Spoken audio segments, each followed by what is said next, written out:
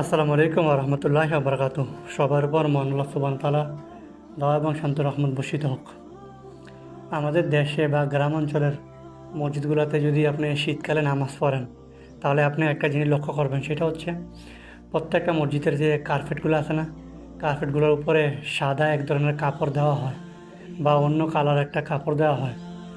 তো এটা দিলে কি হয়, আমি অনেক মসজিদে দেখি যে সালাত আদায়কালে সালাত আদায় করার সময় কাতার সিধা হয় না, কাতার অনেক দেইরা থাকে, এলোমেলো হয়ে থাকে।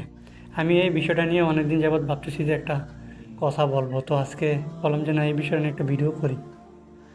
তো কাতার সোজা হয় না, তো সালাতে কাতার সোজা করা অত্যন্ত জরুরি।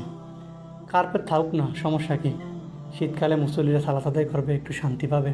আপনারা মসজিদের ভিতরে এরকম একটা মেশিন কিনে ফেলবেন যাতে কার্পেটগুলো সুন্দরভাবে পরিষ্কার করা যায় এবং কাতারও সোজা থাকে। এই কাপড়টার কারণে কাতার সোজা থাকে না, আপনারা লক্ষ্য করবেন ইনশাল্লাহ।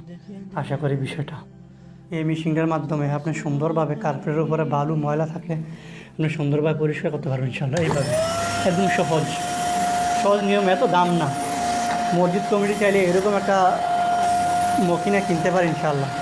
আশা করি আপনারা এই বিষয়টাকে খুবই গুরুত্ব সহকারে দেখবেন ইনশাআল্লাহ।